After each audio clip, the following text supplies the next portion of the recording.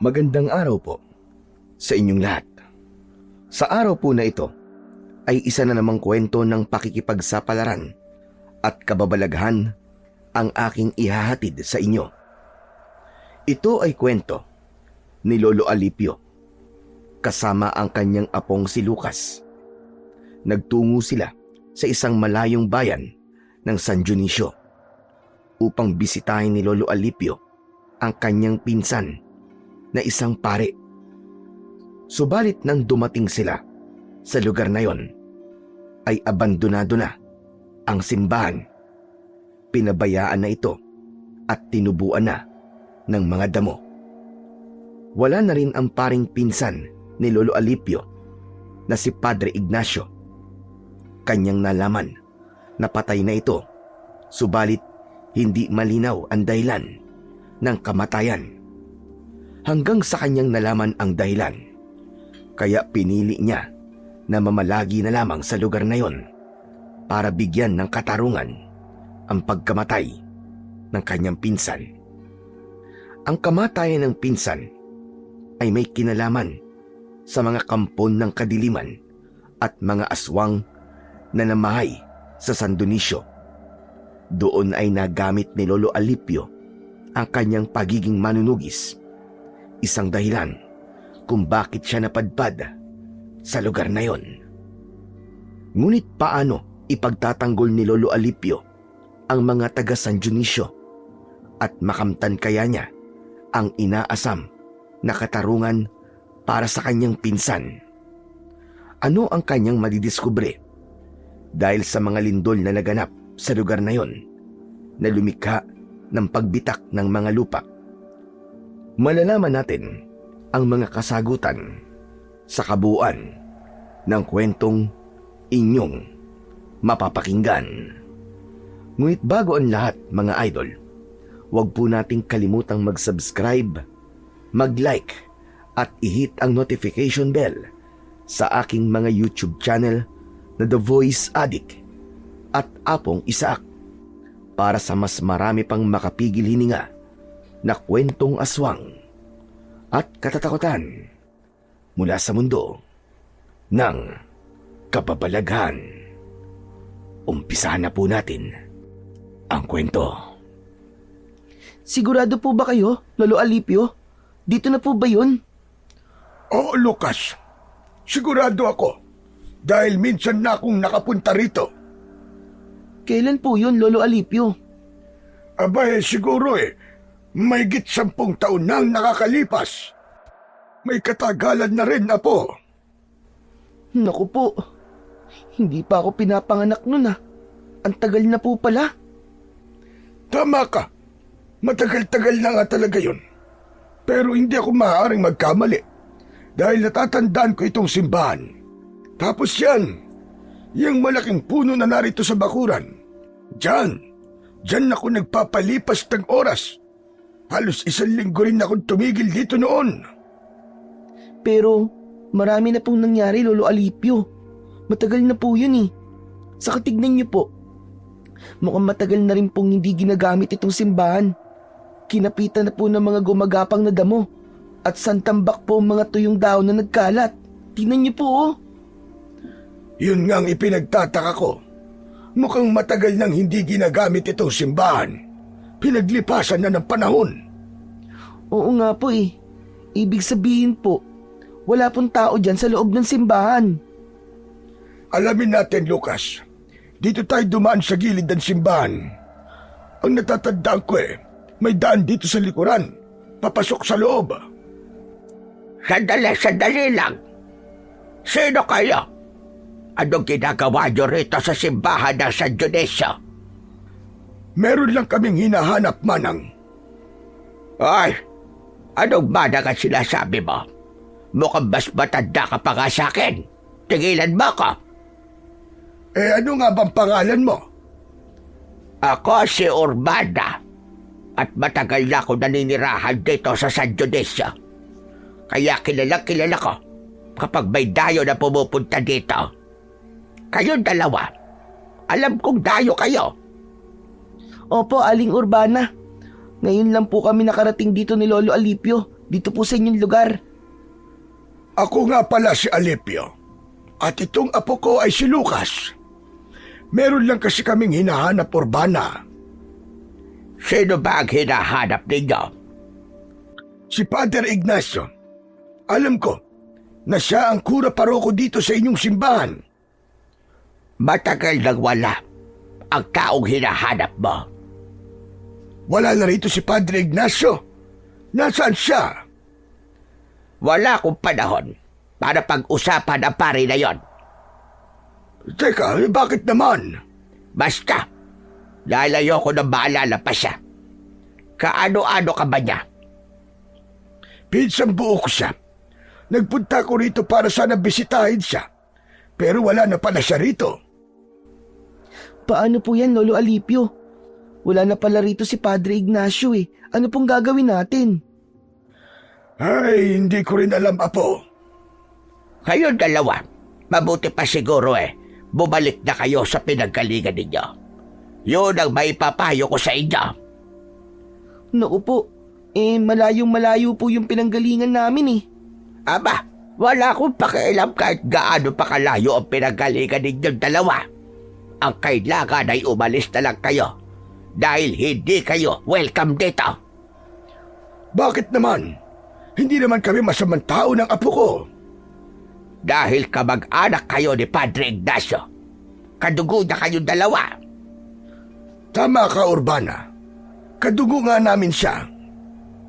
Ayun na nga Kaya mas maigi kung aalis na lamang kayo bago pa pag-initan kayo ng mga tao rito.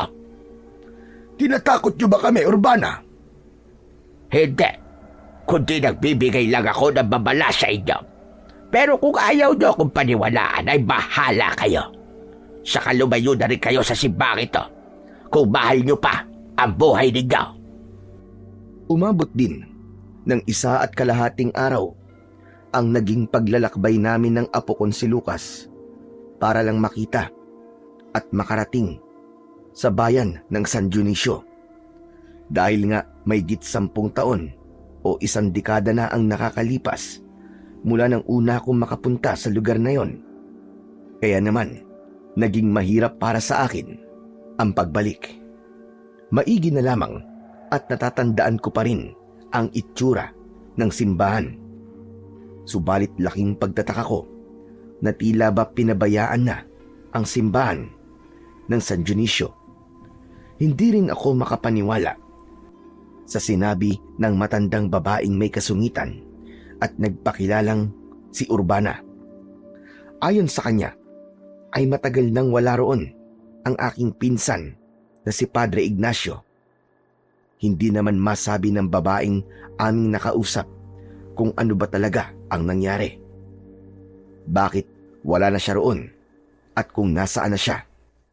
Tila ba may mga bagay itong ayaw niyang pag-usapan. Ang ibig mangyari ni Urbana ay bumalik na lamang daw kami kung saan kami nanggaling.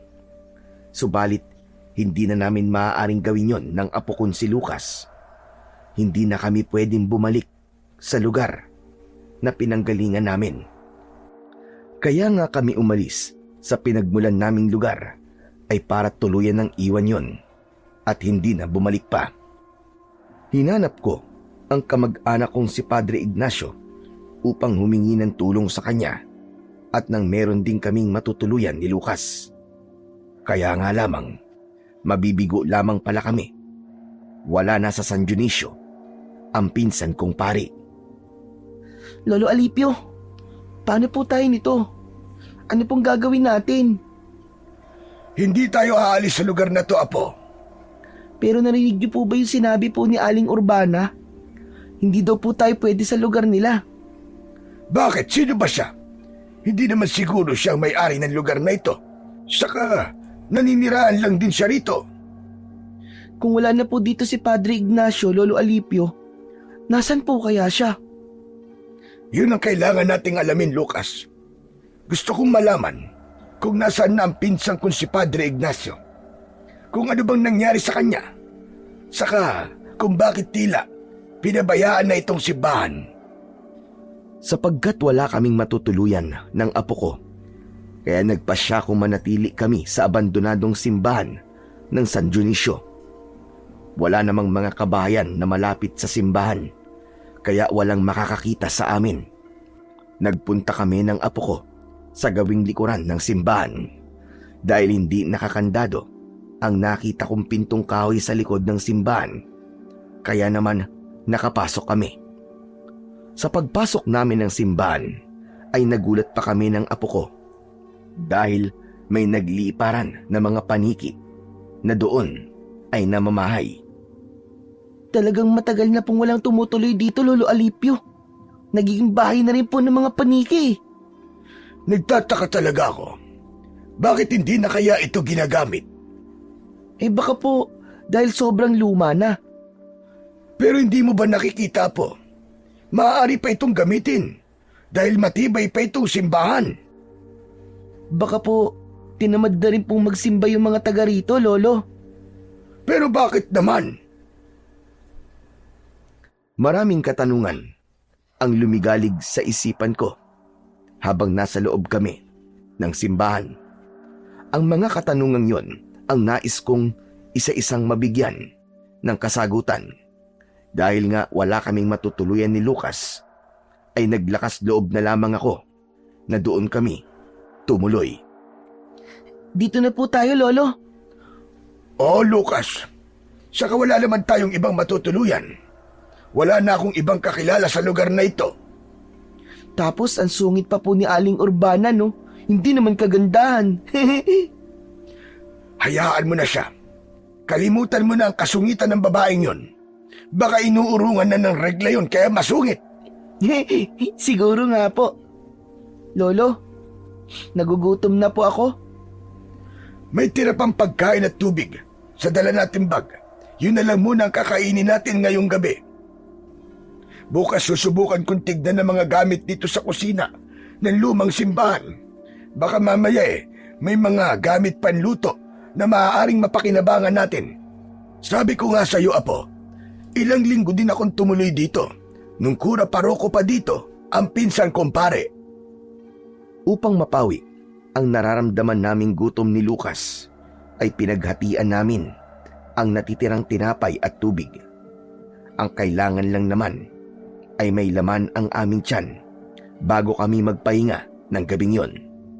May nakita kong ilang piraso ng kandila, kaya yon ang ginamit ko para maging tanglaw namin ng gabing yon. Pinatay ko na lamang ang sindi ng kandila bago kami natulog. Nagsisimula ng sumikat ang araw nang magising ako dahil sa paruot paritong takbuhan ng mga hayop na naligaw sa loob ng lumang simbahan. May pusa at bubwit na naghahabulan. Ang iba ay dumaan pa sa aking paanan, kaya ako nagising. Samantalang ang apo kong si Lucas ay tila walang pakiramdam kahit may mga bubwit na tila nagpapatintero sa kanyang paanan. May naulinagan akong tila may nag-uusap sa labas, kaya tumayo ako para silipin kung sino ang mga yon. Magkukubli pa sana ako, kaya lamang ay nakita na nila ako. Nagbalik pala roon ang babaeng mataray na si Aling Urbana.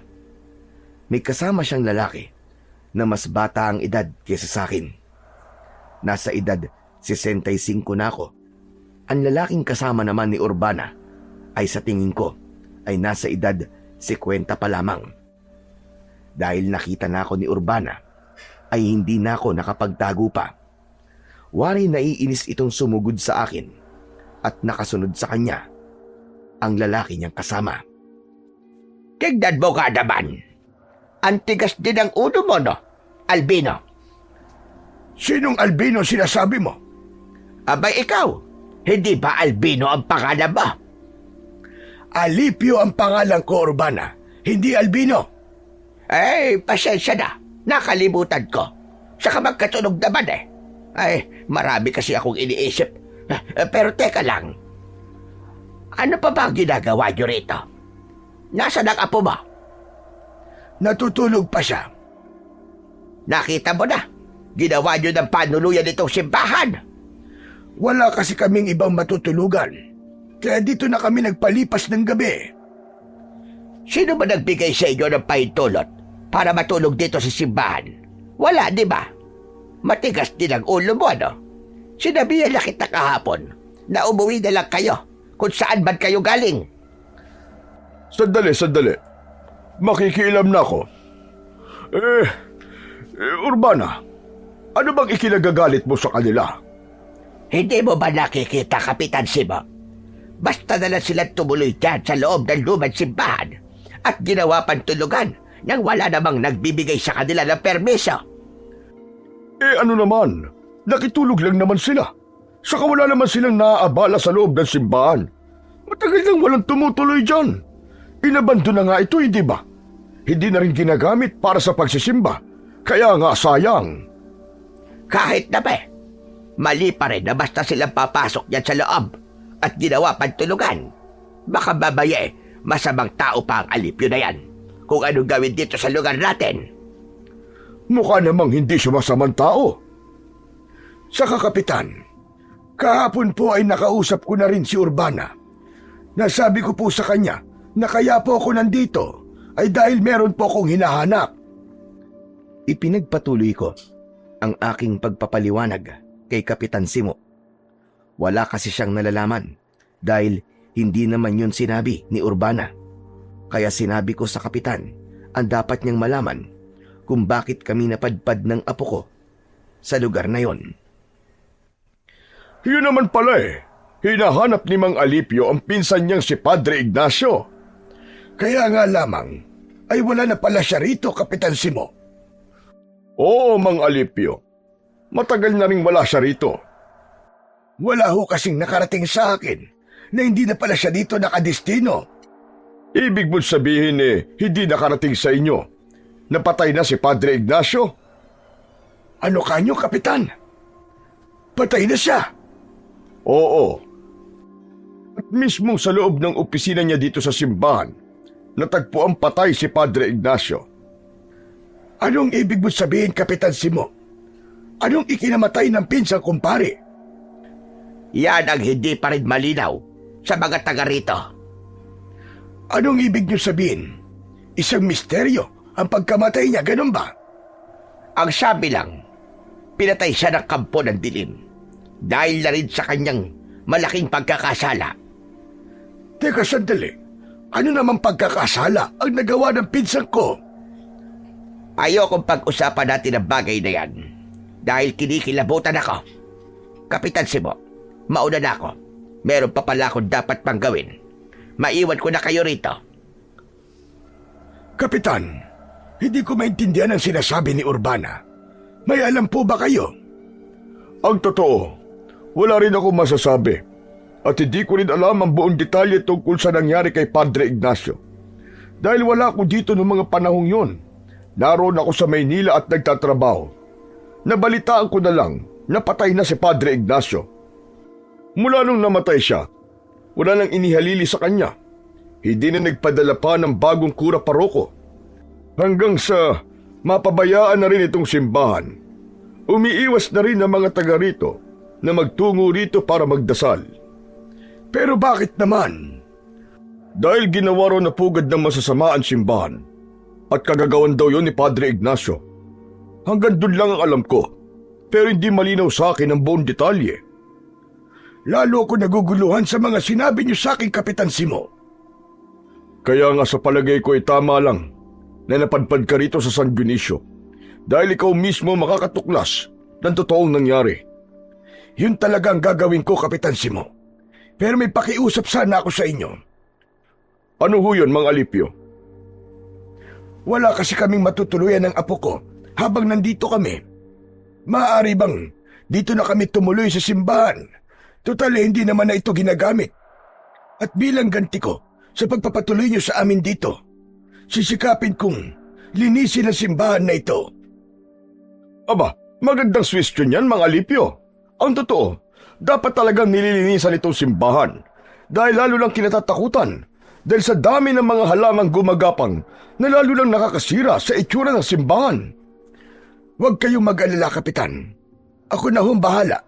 sisikapin kong linisin ang simbahan habang nakatira kami dito.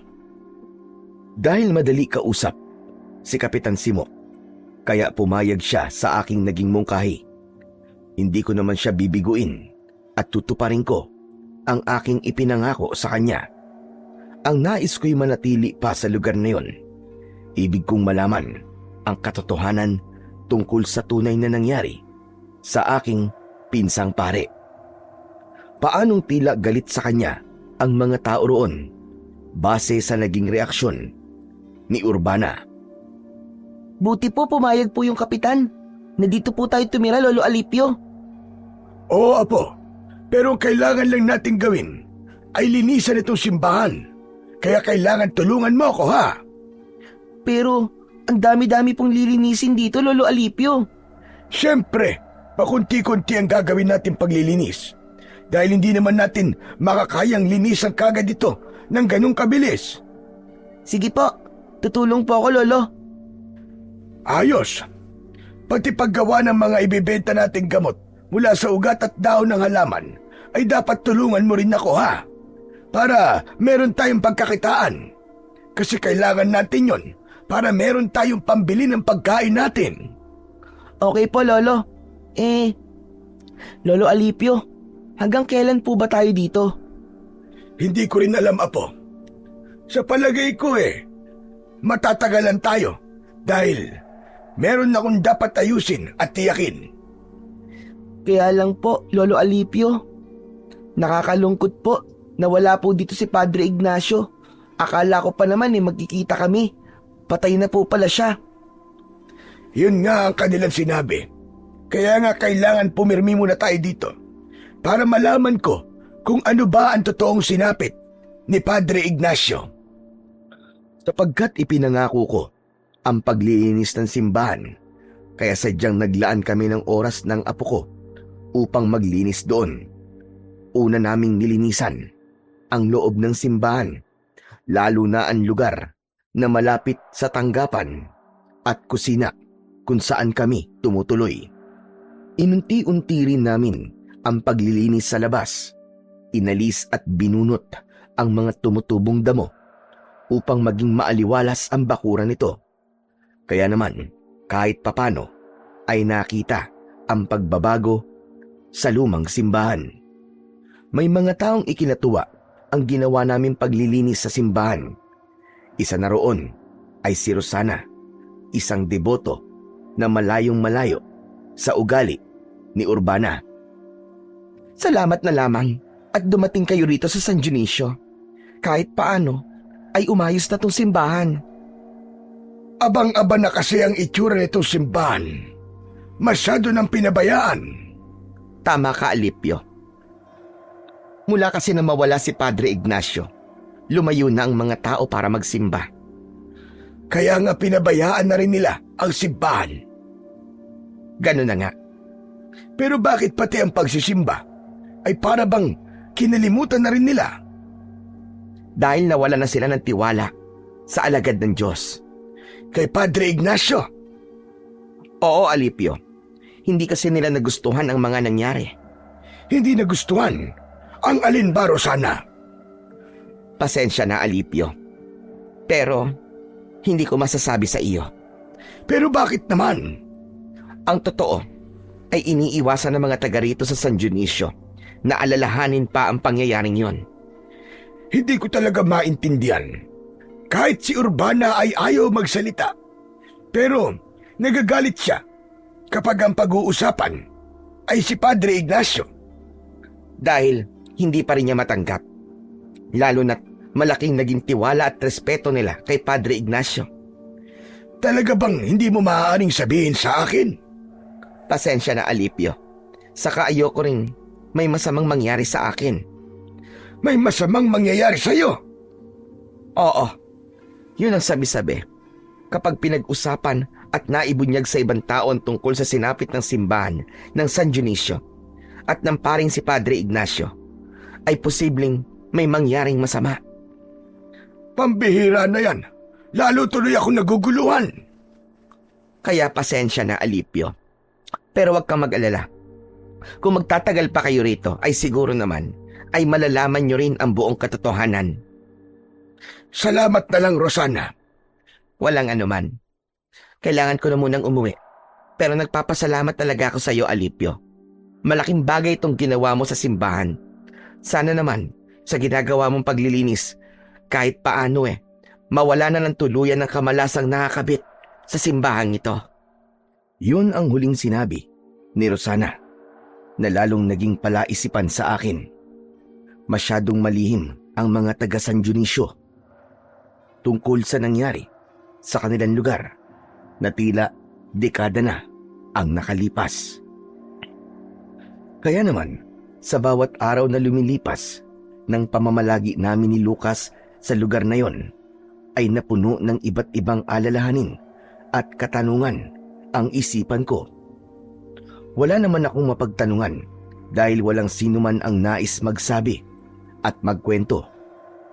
Kung ang mga taong may edad na ang kakausapin ko ay sadya namang umiiwas sila, hindi naman ako maaaring magtanong sa mga kabataan dahil lalo silang walang nalalaman. Kaya ipinagpatuloy na lang namin ni Lucas ang pagpapaganda ng simbahan. May mga pagkakataon na itinitigil ko ang paglilinis para naman asikasuhin ang paglalaga ng mga dahon at ugat ng halaman na kinukuha ko sa malapit na gubat. Gumagawa ako ng mga gamot na inilalagay ko sa bote upang ipagbili. Mga gamot na maaaring gamiting panghilot o pangmasahe sa mga sakit ng katawan. Meron ding maaaring inumin kapag nagkakaroon ng problema sa kanilang panunaw. Ang tungkol sa paggawa ng mga gamot na ibinibenta ko na nakalagay sa bote ay itinuro pa sa akin ng lola ko. Bagay na naman ako sa kanila na aking napapakinabangan dahil mabisa ito kapag ginamit ng taong may nararamdaman sa kanilang katawan. Lolo Alipio, buti na lang po at nabili po lahat ng mga nakaboting gamot na ginawa nyo. Kaya nga nagpapasalamat ako, Lucas. Dahil kahit papano, nakikilala na ang mga tinitinda natin. Paano po? Mahusay po kasing gamitin Lalo na po yung panghilot at panghamplas po sa mga sakit sa katawan. Yun po maraming naghahanap Kaya sa susunod, yun ang dadamihan natin. Mainam kasi yun sa rayuma at sa pangangati ng katawan. Kaya meron na naman po tayong pambili ng pagkain natin, Lolo. Kaya nga salamat sa Panginoon at kahit papano ay hindi niya tayo pinababayaan. Oo naman po, lalo na po sa ginagawa natin. Binabalik po natin sa dating ganda itong simbahan. Kaya binibless po tayo ni Lord. Tama ka, Apo. Kaya ituloy lang natin tong ginagawa nating pagpapaganda dito sa simbahan. Kaya lang po bakit ganun? Parang ayaw po pumunta ng mga tao dito. Di ba kahit naman po walang pari dito, maaari naman sila magdasal dahil bahay pa rin po ito ng Panginoon. Oo, pero sa ngayon, wala pa tayong magagawa kung sadya na nilang kinalimutan ang paglapit sa Panginoon. Nakakalungkot naman po yun. Kailan sila lalapit sa Panginoon kapag may nangyari ng masama sa kanila? Pero baka huli na ang lahat pag nagkataon. Kaya nga meron akong naiisip habang namamalagi tayo rito sa San Dionisio. Ano po yun, Lolo Alipio? Hindi ko na muna sinagot ang tanong ng aking apo. Saka ko na lang sasabihin sa kanya. Ang kailangan ko na lang munang gawin ay matapos na namin ang ginagawa namin ni Lucas para ibalik sa dating ganda at ayos ang simbahan na dekada nang inabandona at pinabayaan. Yun nga lang, hindi pa rin nawawala ang pagiging kontrabida ni Urbana sa hindi ko maunawa ang dahilan. Ano naman ngayon kung nililisan mo at pinaganda itong simbahan, Alipio? Akala mo yata ay magpapasalamat ako sa iyo. Hindi ko naman sinasabi sa iyo na magpasalamat ka, Urbana. Ano ba gusto mo palabasin? Ba't mo ginawa ito? Wala. Gusto ko lang linisan at makatulong dito sa San Dionisio. Kung ano man diyang ginagawa mo, Nagsasayang ka lamang ng panahon. Paano naging pagsasayang ng panahon itong ginagawa kong pagpapaganda sa simbahan? Sige nga, Urbana. Dahil wala nang saysay yan. Iniisip mong walang saysay. Oo, dahil wala nang paggagamitan ng simbahan na to. Hindi na nga nagkaroon ng oras ang mga taga rito para pumasyal dito. Yun na nga ang mali, Urbana. Dapat nga ikaw ang isa sa kinakikitaan na hindi dapat lumayo ang mga taga rito sa paniniwala sa Panginoon. Matagal na silang lumayo. Yun nga ang mali. Kasalanan yun ng pinsan mo, si Padre Ignacio.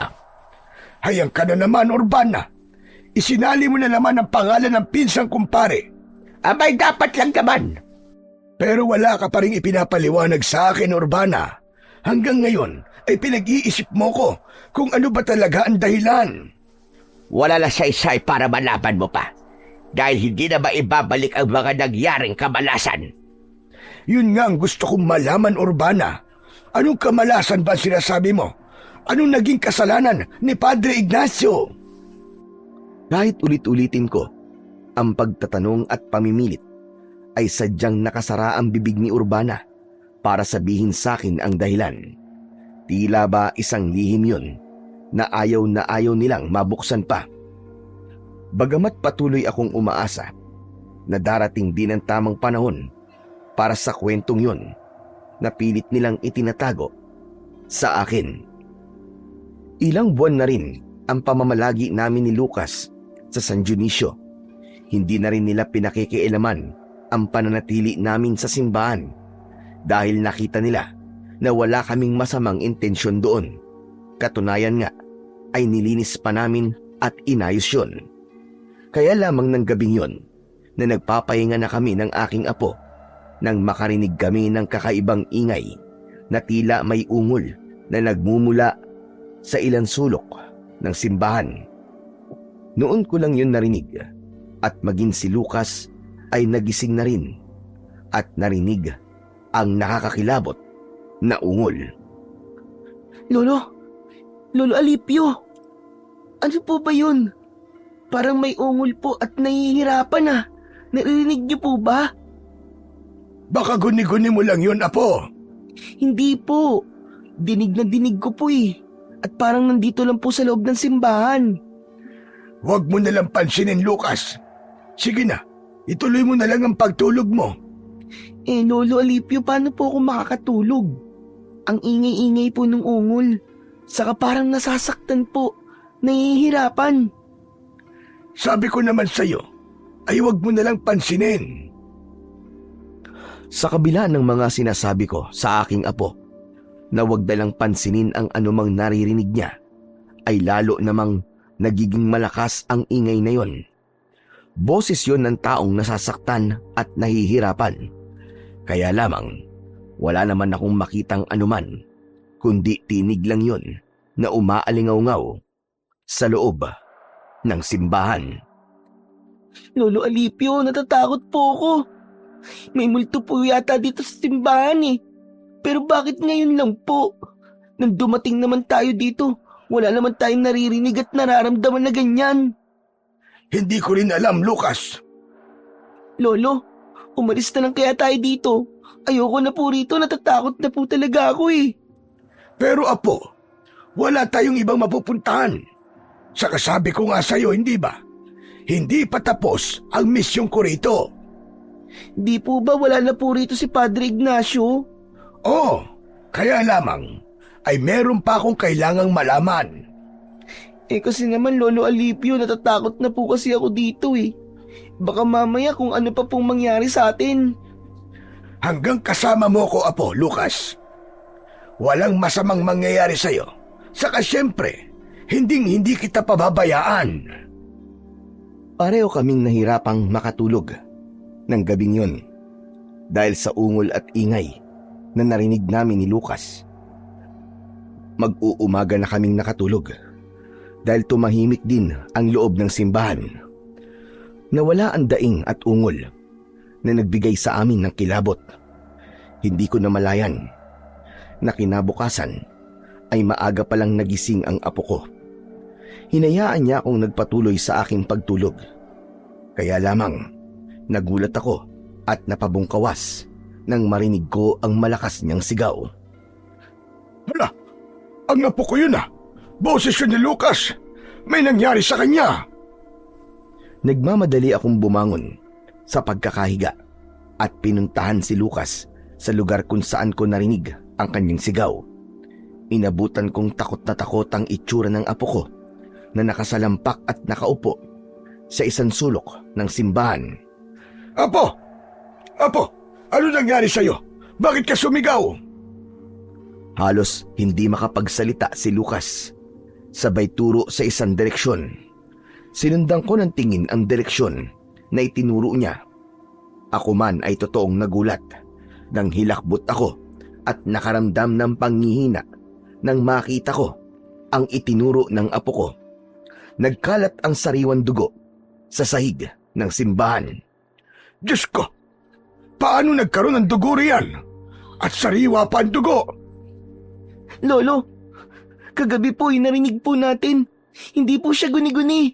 Mukhang totoo po. May totoong pinahirapan po dito. Imposible yun. Walang ibang tao rito kagabi.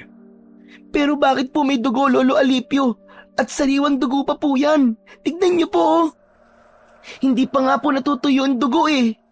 Baka may hayop lang na namatay dyan. Lolo, ano po ba nangyayari? Bakit po may ganyan? May pinatay po ba rito kagabi sa loob ng simbahan, Lolo? Sabihin niyo po. Gaya na sinabi ko sa'yo, wala naman tayong nakita, hindi ba? Pero Lolo, may narinig po tayo. Alam niyo po yun. Anong ibig sabihin po ng narinig natin? Hindi ko rin kayang ipaliwanag sa apo ko ang tungkol sa aming narinig ng nakalipas na gabi. Naguguluhan ang utak ko. Hindi ko rin maubos maisip kung ano ba talaga ang meron sa simbahan ng San Dionisio. Kaya pinuntahan ko si Kapitan Simo at sinabi ang tungkol sa nagkalat na dugo sa loob ng simbahan. Ngunit nang magbalik ako ng simbahan na kasama ang kapitan, tila napahiya ako. Ano ba dugo ang sinasabi mo, Mang Alipio? Walang dugo rito, kundi nagkalat na tubig lang. Pero imposible, Kapitan. Kanina po, kitang-kita namin ang apo ko. Sariwan dugo po ang nagkalat dyan. Baka po may problema lang kayo sa mata, Mang Alipio. Kaya ang tingin nyo sa nagkalat na tubig ay dugo. Kapitan, totoo po ang sinasabi ng lolo ko. Saka ako nga po ang unang nakakita sa dugo na yun eh. Maniwala po kayo. Pero wala naman. Paano ako maniniwala kung wala akong nakikitang dugo? Pero paano po kaya nangyari yun? Bakit bigla pong nawala yung dugo? Hindi kaya nananaginip ka lang nang makita mo yun. Hindi po. Gising na gising po ako, Kapitan. Kaya nga lang wala naman talaga akong dugong nakikita eh. Baka iniisip nyo na nasisira na ang ulo namin ng apo ko. Ay, wala naman po akong sinasabing ganun, Mang Alipio. Umalis na si Kapitan Simo na umiiling-iling. Nagmukha tuloy kaming nasisiraan na ng bait dahil sa pangyayaring yon. Pero paanong ang dugo na nakita namin ng apo kong si Lucas ay nawala ng ibang tao na ang tumingin doon, kundi naging tubig lang na nagkalat ang nakita ni Kapitan. Lolo, nakakatakot na po talaga rito. Ang iniisip ko, Apo, di kaya may ibang gustong ipahiwatig ang pangyayaring yun? Po, ano pong ibig niyong sabihin, Lolo Alipio? Na may hiwagang nangyari dati pa dito sa simbahan ng San Dionisio at malamang may kinalaman dun si Padre Ignacio. Yung mga narinig at nararamdaman po ba natin ang gusto niyo pong sabihin? Oo, Lucas. At tiyak, may iba pa tayong madidiskubre kung mananatili pa tayo rito. Patuloy na naging palaisipan sa akin ang mga pangyayaring yon sa simbahan. Kaya lalo lang akong nagkaroon ng interes para manatili pa sa San Dionisio kahit na nagpupumilit na ang apo ko na umalis na kami. Hanggang minsan isang tahimik na gabi ay may isa muling pangyayari ang hindi namin inaasahan. Naligalig at nagising kami ng biglang pagkalembang ng kampana sa gitna ng hating gabi. Lolo Alipio, pakinggan niyo po. Mabagin langit, paano tumunog ang kampana nitong simbahan? Lolo, may nagpaparamdam na naman po sa atin. Lolo Alipio, iba na po talaga to. Ang kampana naman ng simbahan ang pinakailaman. Bakit po tumunog yun? Sino po nagpatunog ng kampana? Aba, hindi ko rin alam. Wala namang ibang tao rito kundi tayo lang. Umabot ng halos kalahating minuto rin na tumunog ang kampana ng simbahan. Natitiyak kong nadinig din yun ng mga naninirahan sa San Dionisio. Posibleng ipinagtaka nila na nasa gitna ng hating gabi ay nambulao ang kampana. Dahil nga sa pagtunog na yun ng kampana ng simbahan, ay ginising kami ni Lucas ng ingay ni na Kapitan Simo at Urbana. Tila nagpupuyo sa galit ang matandang babae. Gusto akong awayin nang makita niya. Ano ba gusto mo magyari, ha, Alipio? Naparito ka ba para magulo dito sa San Dionisio? Nagawa mo pang patunugin ang kampana. Nananakot ka ba? Bakit naman ako mananakot, Urbana? Yung ginawa mong pagpapatunog sa kampana sa ganitong oras, nahihibang ka na ba? Bakit, Urbana? Ano bang meron kung hating gabi tumunog ang kampana ng simbahan? Hindi mainam na patunugin ng ganitong oras yan. Dahil ginagawa mong tawagin ang mga kampo ng dilim. Ano ka mo? Oo, yun ang ginawa mo. Tumawag ka ng mga katulad mong impakto at masamang espiritu. Siguro kaya ka nagpunta rito ay para magasik ng lagim, katulad ng pinsan mo. Anong sabi mo? Sandali. Aling Urbana, magulos dili ho kayo. Inaaway niyo na naman si Mang Alipio. Dahil hindi na maganda ang kanyang ginagawa. Pero makikisibad nga po muna ako sa inyo kahit bata pa po ako. Gusto ko po sumali sa inyong pinag-uusapan. Bakit? Ano ba sasabihin mo, ha? Ang bata-bata mo pero nakikialam ka na sa usapan na matatanda. Kaya nga po nagpaalam po ako, di ba po? Sige, Lucas. Ano ba sasabihin mo? Kapitan, hindi naman po si Lolo Alipio ang nagpatunog po ng kampana. Nako. Pwede ba, bata? Huwag mong pagtakpan ng lolo mo. Magsisinungaling ka pa talaga. Ang bata-bata mo pa, gagawa ka na kakanda kwenta. Hindi po ako nagsisinungaling, Aling Urbana. Totoo po ang sinasabi ko. Kapitan, maniwala po kayo sa akin. Bigla na lang po tumunog ang kampana nitong simbahan. Mang Alipio, ano po ba ang totoo? Yung sinabi ng apo ko, Kapitan. Nagulat na nga lang po kami dahil bigla pong kumalembang ang kampana samantalang wala naman nagpapatunog doon. Saka walang ibang tao rito maliban sa amin ang apo ko. Gusto mo paniwalaan kita, ha, Alipio? Hoy, huwag ka nang gumawa na kwenta. Maniwala po kayo sa lolo ko, Aling Urbana. Talaga pong bigla na lang pong tumunog ang kampana. Nako. Huwag niyo akong lokohin. Paano kung totoo sinasabi nila, Urbana? Dahil minsan na rin may naranasang kakaiba rito sa simbahan. Nang puntahan nila ako sa barangay, nakakita sila ng nagkalat na dugo. Pero nung pinuntahan ko, wala namang dugo akong nakita, kundi tubig lang. Nakita niyo, Kapitan? Talagang mapaggawa na kwento ang maglolong yan. Kaya nga dapat lamang na umalis na sila rito. Dahil nakikita kong gulo lang ang dala nila rito sa San Dionisio. Tama na ang trahedyang nangyari dito na hatid ng kamag-anak nila, pare. Huwag na sana maulit yan. Napatitig ako kay Urbana dahil sa kanyang mga sinabi. Ramdam ko na unti-unti ay malapit ko nang malaman ang totoong kwento sa sinapit ng pinsan ko at kung ano ang punot dulo ng galit nila kay Padre Ignacio. Dahil naging palaisipan at nagkaroon ako ng pagdududa kay Urbana, Kaya inalam ko kung saan ito nakatira at lihim akong nagmanman sa kanya. Nalaman ko na nag-iisa na lang pala siya sa buhay. Wala na siyang mga kamag-anak. Pagkatapos kong malaman ng tirahan niya, ay umalis na rin ako. Kaya sinabi ko sa sarili ko na babalikan ko siya. Nang sumapit ang gabi, ay sinabihan kong matulog ng maaga si Lucas. Pero marami siyang tanong. Bakit po ba gusto niyo pong matulog na po ako, Lolo Alipio? Kasi nga hindi maganda sa bata ang nagpupuyat. Di po ba kahit sa matanda hindi rin naman po maganda ang nagpupuyat? Kaya matulog na rin po kayo. Diyos ki batang iriya. Ang dami pa sinasabi. Ikaw ang pinapatulog ko ng maaga. Eh bakit nga po? May pupuntahan po ba kayo? Wala. Saan naman ako pupunta gabi na? Kaya nga po, sabay na po tayong matulog. Wala akong nagawa kundi sabayang mahiga ang apo ko.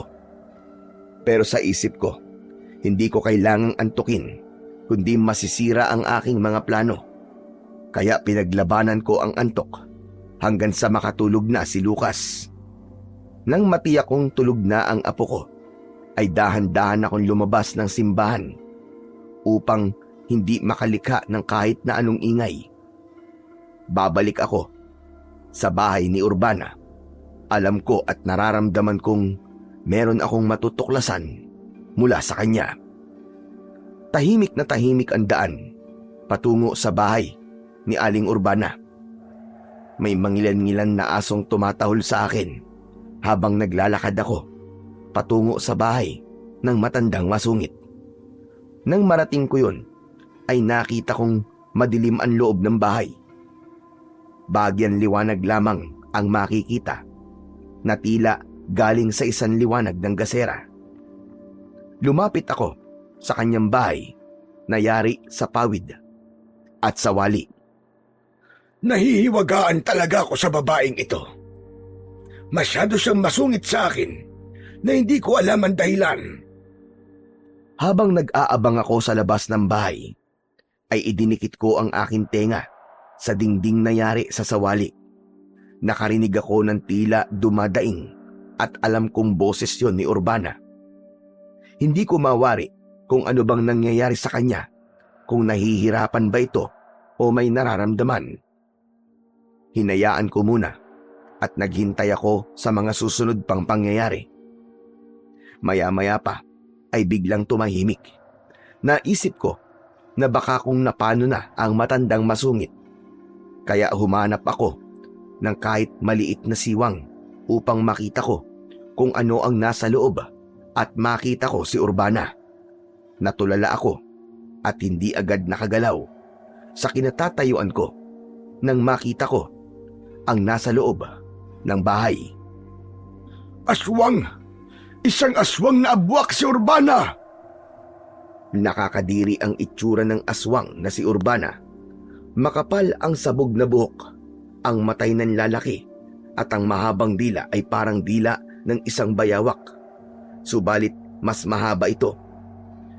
Nang makita ko ang nakakatakot na itsura ni Urbana, ay nagpalinga-linga siya. Tila nararamdaman niyang may ibang nilalang sa paligid niya. Kailangang hindi niya ako makita. Kaya pumasok ako sa ilalim ng kanyang kubo.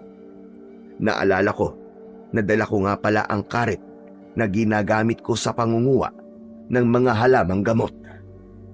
Kailangan maging alerto ko. Kaya dapat maihanda ko itong karet kong dala. Isang maling galaw lang ng aswang na si Urbana. Siguradong malilintikan siya sa akin. Tatagpasin ko talaga ang leg niya. Subalit maya-maya pa ay nawala ang ingay na kanina lang ay aking narinig. Muli ay sumilip ako sa siwang sa dingding. Wala na akong nakitang anuman sa loob. Wala na rin doon si Urbana. Nawala ang babaeng aswang. Saan kaya pumunta yon? Nagpasya akong umalis, kaya lumabas na ako mula sa silong ng bahay. Kaya lamang, nang makaalis na ako sa silong, ay biglang bumungad sa harapan ko ang isang aswang abwak. Hindi ako maaaring magkamali. Siya, si Urbana, ang babaeng masungit at matabil ang dila. Gusto kong atakihin ng aswang. Nandidilat ang kanyang malaking mga mata at humahaba ang dila na tila gustong paabutin sa akin. Sige, pabain mo pa ang dila mo. Tsak putol yan. Sige, ilawit mo pa at paabutin sa akin para malaman mo ang pakiramdam ng aswang na naputulan ng dila. Sa talas nitong hawak kong karet, siguradong putol talaga ang dila mo. Sige, lumapit ka pa. Wari namang natakot ang aswang sa aking mga sinabi. Bigla nitong pinaikli ang kanyang mahabang dila. Subalit ang sama ng pagkakatingin niya sa akin. Alam kong may pinaplano ang aswang na nasa aking harapan. Kaya umayos ako ng aking posisyon. Inihanda ko ang sarili ko habang hawak ang matalas na karit. Hindi ako magkakamaling gamitin ang armas kong hawak sa oras na umatake ang kampon ng kadiliman.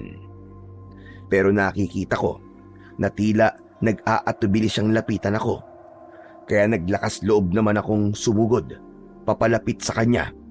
Pero panay ang urong ng aswang abwak. Nakita ko na tila nagdadalawang isip ito. Kaya naglakas loob akong sugurin. Kaya lamang, nabigo ako dahil biglang nagbago ang anyo ng aswang abwak. Naging malaking uwak ito at lumipad papalayo. Kinatakutan ako ng aswang.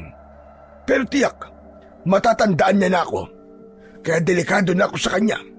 Pero kahit kailan, hindi ako maaaring matakot sa aswang na yon. Lalo na ngayong kilala ko na kung sino siya. Mula nang madiskubre ko ang tungkol sa tunay na pagkatao ni Urbana, ay umiwas na siyang magpunta sa may simbahan. Malamang dahil nag-aalala siya na baka sinabi ko sa ibang tao ang kanyang lihim. Pero hindi yun ang plano ko. Gusto kong ako mismo ang tatapos sa kanya. Dahil may iba pa akong plano sa San Dionisio, kaya kinausap ko si Kapitan Simo at Rosana para tulungan ako. Teka, ano ba yung pinaplano mo, Mang Alipio? Dahil maayos na muli ang simbahan at nalinis na namin, kaya maaari na uli itong gamitin. Kaya lang, Mang Alipio, walang pari na maaaring manguna. Kung iniisip mo ay ibalik ang pagmimisa dito. Hindi lang naman sa pagmimisa maaaring gamitin itong lumang simbahan, hindi ba?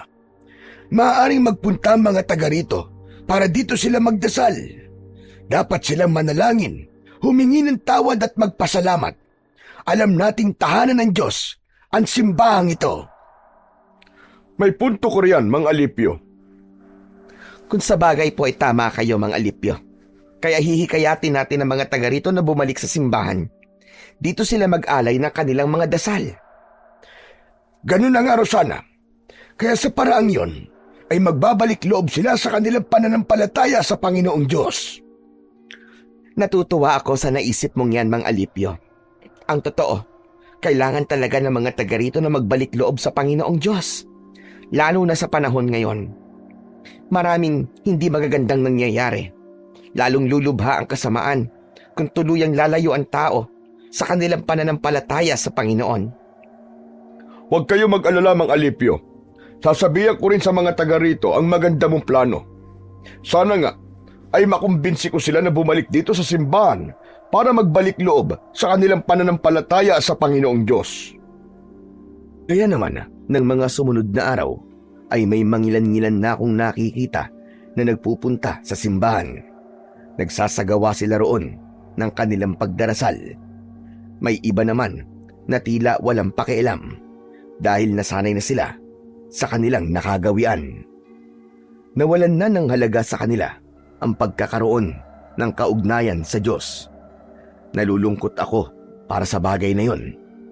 At sa pagbubukas muli ng simbahan, ay sadyang hindi ko na nakita pa kahit anino ni Urbana. Sadyang lumayo na siya at marahil natatakot na siya na gumawi roon. Ang ginawa kong yon, napasiglahin muli ang mga tao para maging mas malapit sa Diyos, ay ikinatuwa ng ibang hindi nawawala ang pananampalataya. Ang iba nga ay nagdadala pa ng pagkain at mga sariwang gulay at prutas para sa amin ng aking apo. Siyempre, tinatanong ko sila kung para saan ang kanilang mga binibigay. Para daw yun sa amin ng apo ko bilang pagpapasalamat. Wow! Ayos talaga, Lolo Alipio! Makakalibre na po tayo ng pagkain ito. Marami-rami itong mga naipon natin pagkain. May bigas pa po na mailuluto natin. Lahat ng yan ay biyayang bigay sa atin ng Panginoon, Apo. Oo nga po. Ang bait po pala talaga ng mga taga rito, no? Kahit saan lugar naman ay may mababait. Meron ding hindi kabaitan. Mga masasama po. Oo, kaya mapalad tayo na may mga taong handang magbahagi ng natatanggap nilang biyaya. Kasi po, natutuwa po sila sa ginawa nating paglilinis at pagpapaganda po dito sa simbahan. Tama ka, Apo. Kung hindi tayo nagtiyaga para linisan at ayusin ito, magmumukha pa rin nakakatakot ang simbahang ito. Marami pa rin ang lalayuan ito. Siya nga po pala, Lolo Alipio. Kanina po, may narinig po ako nag-uusap. Sabi, may masamang nilalang daw po na gumagala po dito sa San Dionisio. Anong klaseng masamang nilalang daw yon? Aswang daw po, Lolo. Di kaya may kinalaman po ang aswang na yon dun po sa mga nararamdaman natin dati pa, saka yung mga nangyari po dito sa simbahan? Naisip ko nga rin yan, Apo. Posibleng tinatakot tayo para hindi na natin ituloy ang pagsasayos ng simbahan. Gumagawa siya ng bagay na ikatatakot natin at nang iwan na natin ang lugar na ito para maghari ang kampo ng dilim sa lugar na ito. Tama po kay Lolo Alipio. Kasi po, hindi gusto ng kampo ng dilim na buksan uli itong simbahan, di po ba? Tama ka, Apo. Kaya tama ang hinala natin. May kinalaman nga ang kampo ng kadiliman sa mga nararamdaman nating kakatwa. Gusto nilang hadlangan ang mga ginagawa natin. Pero pasensya na sila dahil hindi nila tayo nagawang pigilan. Lalo na ngayong nakikita na natin nagsisimula ng bumalik ang mga tao rito sa simbahan. Totoong ikinatuwa ko ang mga nagiging pagbabago sa San Dionisio. Pero hindi ko maaaring isantabi at kalimutan ang natuklasan ko tungkol kay Urbana. Nararamdaman ko ang kanyang pananahimik ay may kakaibang ibig sabihin. Kaya naman, lihim akong nagmasid at inalam ang kanyang mga lakad. Hanggang minsan ay nakita ko siya na nagtungo sa gubat. Nasa gubat din ako ng mga pagkakataong yon dahil nangunguha ko ng mga ugat at dahon ng halamang gamot. Hindi ako maaaring magkamali. Si Urbana, siya ang natatanaw ko na yon. Nakatalukbong pa siya ng itim na tela. Palihim ko siyang sinundan. Kumuha ako ng sanga ng puno na may mga makakapal na dahon. Ito ang gagamitin kong kublihan. Habang lihim akong nakasunod kay Urbana. Hanggang sa nakita ko siya na tumigil sa harap ng isang yungib. Naghintay siya roon ng ilang minuto hanggang lumabas mula sa yungib ang isang lalaking hindi pa naman katandaan. Marahil ay nasa 50 ang edad ng lalaking yon. Dapat kong malaman ang kanilang pag-uusapan, kaya gumawa ko ng paraan upang makalapit sa kinaroroonan nila para marinig ko ang kanilang pag-uusap.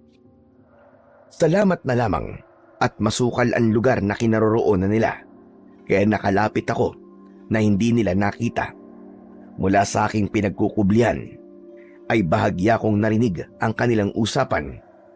Tila matagal na silang magkakilala ni Urbana. Sadya kailangan kitang makausap, Candido. Tiyakin mo lang na importante ang pakay mo dahil ayokong sinasayang ang oras ko. Oo, mahalaga ito. Dahil may kinalaman ito sa ating plano at sa hihintay nating takdang sandali. Anong ibig mong sabihin? Hindi umubra ang aking mga plano, Candido. Hindi ko pa rin napapaalis sa matandang yon sa simbahan. Siya si Alipio. Ang dayo dito sa San Dionisio?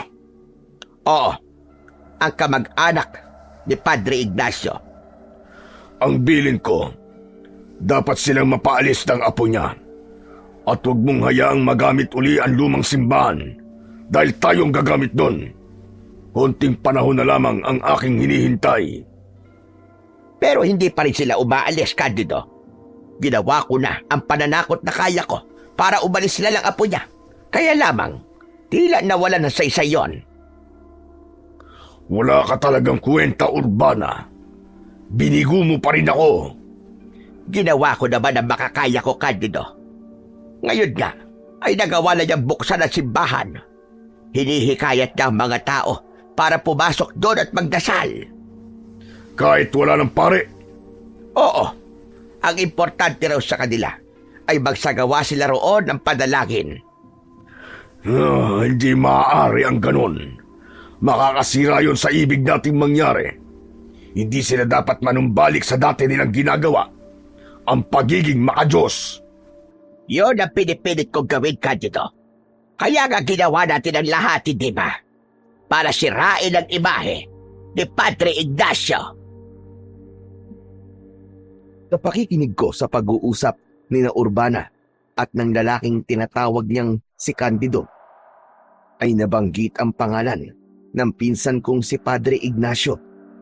Kaya lalo akong nagka-interes sa kanilang pag-uusap. Tama nga ang hinala ko na may alam si Urbana sa tunay na nangyari sa pinsan kong pare. Ayaw lang niyang magsalita, kaya ipinagpatuloy ko ang pakikinig sa kanilang usapan. At nagtagumpay tayo sa planong yon. Laban kay Padre Ignacio. Oo, Candido. Nagawa natin pasamain si Padre Ignacio. Naging masamang pari siya sa paningin ng mga taga-San Dionisio. Pumapatay tayo ng tao at nagagawa nating dalhin yon sa simbahan. At pinalalabas nating siya ang may kagagawa ng pagpatay dahil nasasaniban ng masamang espiritu ang pari yon. Tama ka, Urbana. Napaniwala natin ang mga tao, lalo na ang mga deboto, na masamang pari pala si Padre Ignacio. Kaya nilayon na siya ng mga tao. Hindi na sila pumasok pa ng simbahan dahil sa takot na mapahamak sila. Hindi lang yun. Unti-unting nawala sa katinuan ng pare at siya mismo ang pumatay sa sarili niya sa pamamagitan ng pagbigti. Dahil sa ginawa natin, ay tuluyan lumayo sa simbahan ng mga tao at iniwan ang kanilang pananampalataya. Kaya mas malaya nating magagawa ang ating plano. Kaya lamang sa pagdating ng mga dayong yun, ay mukhang magkakaroon tayo ng problema. Kaya nga dapat natin gawin ay mawala siya sa landas natin, Candido. Sa'yo ko ibibigay ang trabahong yan, Urbana. At kailangan, magawa mo agad yan. Hindi pa rin ako makapaniwala sa aking mga narinig. Ngayon ko naintindihan ang lahat. Tama ang kutob ko na may kinalaman nga si Urbana sa nangyari kay Padre Ignacio. Namatay siya na hindi man lang nalaman ng mga tao ang katotohanan. Naikubli yun sa kanila, kaya inakala ng mga taga San Dionisio na masama si Padre Ignacio, na totoong naging kampon ito ng kadiliman. Gayong pinagtutulungan lang pala siyang pasamain ng katulad ni Urbana. Kaya hindi ako makakapayag na hindi magkaroon ng katarungan ang sinapit ng pinsan ko. Ako ang gagawa ng paraan para ipaghiganti siya at lumabas ang buong katotohanan. Ang nais ko ay mabago ang paniniwala ng mga taga San Dionisio sa tunay na nangyari sa pinsan kong pare. Ibabalik ko ang kanyang dignidad na sinira at ang respeto na inalis sa kanya dahil sa kasamaan ni na Urbana. Nang makabalik ako ng simbahan, ay hindi maalis-alis sa akin ang mag-isip. Napansin ng apo ko ang aking pagiging balisa. Lolo Alipio, bakit po ba? May problema po ba kayo? Ay wala, Lucas. Saan po ba kayo galing, Lolo? Ilang oras po kayo nawala. Hindi ko alam po kung saan po kayo hahanapin eh. Meron lang akong importanteng bagay na ginawa, Apo. Ano po ba yun? Sa akin na lang yun. Hindi mo na kailangan malaman pa. Ano po ba talaga, Lolo? Ayaw niyo pong sabihin sa akin eh. Bakit po? Sekreto po ba yun? Parang ganun na nga. Kaya huwag ka na lamang mag-usisa. Huwag ka nang makulit. Lolo, sige na po. Ay, siya nga pala. May mga nagbigay na naman po ng prutas kanina. Kinain ko na po yung iba kasi po nagugutom na ako eh. Kailan ka ba hindi nagutom? Lagi ka namang gutom eh. Pero Lo, ayos na po tayo dito. Kahit po magtagal pa tayo dito. Kasi ang dami po nagbibigay sa atin ng pagkain. Hindi po tayo magugutom. Kaya nga gagawin ko ang buong makakaya ko, Apo. Para maging maayos muli ang lugar na ito at mailayo sa kasamaan ng kampon ng dilim. Po? Teka Lolo Alipio, ano pong ibig niyo pong sabihin? Kailangan gawin nating ligtas ang San Dionisio sa pamiminsala ng mga masasamang nilalang. Nakita ko na napakunot na lamang ang noo ng aking apo. Hindi kasi niya ganap na maintindihan ang aking sinabi. Handa kong panindigan ang aking ipinangako sa sarili ko. Tutulong ako at gagawin ko ang makakaya ko para maibalik ang paniniwala ng mga taga San Dionisio sa dakilang lumika. Nararapat lamang na bumalik ang kanilang pananampalataya na sinira ni Urbana kasama ang lalaking si Candido. Sila ang may pakana ng lahat ng di magandang nangyari sa lugar na yon. Naging biktima rin ng kanilang kasamaan si Padre Ignacio. Nang mga sumunod na gabi ay wala na kaming naramdamang kakaiba ng aking apo sa simbahan. May palagay akong huminto na si Urbana na takutin kami at gumawa ng kung anong bagay na maaaring magtaboy sa amin upang iwan ang paninirahan sa simbahan. Dahil nga may nabuo na akong desisyon. Kaya ng gabing yon na matutulog na ang apo kong si Lucas ay kinuha ko ang bag na bitbit ko nang magtungo kami sa lugar na yon. Isang bagay ang nakabalot ng tela na aking nilabas. Isang maliit yon na imahe ng Santo Niño na inukit sa isang kahoy na kung tawagin ay apitong. Madilim na kayumanggi ang kulay ng kahoy na ito. Pinaniniwalaan din na ang kahoy na apitong ay isang matigas at matibay na kahoy. Kaya pambihira ang katangian nito. Ang hawak kong maliit na imahe ng Santo Niño ay gawa sa ganitong uri ng kahoy na ayon pa sa aking ninuno ay may pambihirang kakayahan. Naaalala ko pa ang bilin sa akin ng ninuno ko na nagpasa sa akin ng munting imahe. Magagamit ko raw yun para protektahan ang sarili ko at gamitin yon para makatulong sa ibang tao na nasa panganib. Hanggang sa napatunayan ko ang hiwaga na meron ang munting imahe ng Santo Niño na gawa sa apitong dahil minsan ko na itong nasubukan. Nagkaroon ako ng kakayahan para harapin ng mga kampo ng dilim.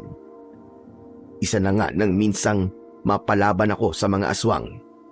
Naging manunugis ako at naging gawain ang magtungo sa lugar kung saan alam kong kailangan ang tulong ko. At isinama ko nga ang apo ko dahil wala akong mapag-iiwanan sa kanya.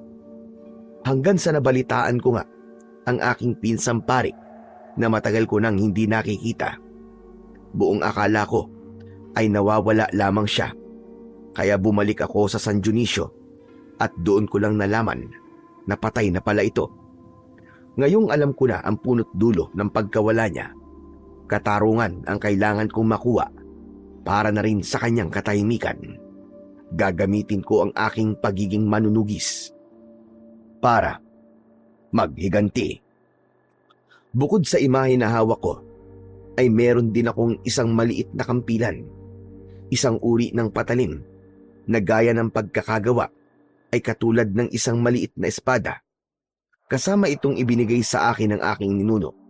Kauri ito ng mga kampilan na gamit ng mga dato sa tribo mula sa Mindanao. ito ang ginagamit ko.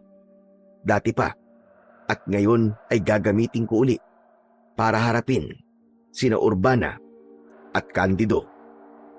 Bago ako natulog ng gabing yon, ay buo na ang aking desisyon. Hindi ko inaasahan na sa pagtulog kong yon ay magkakaroon ako ng isang panaginip. Sa aking panaginip ay nakausap ko ang pinsan kong pari na si Ignacio.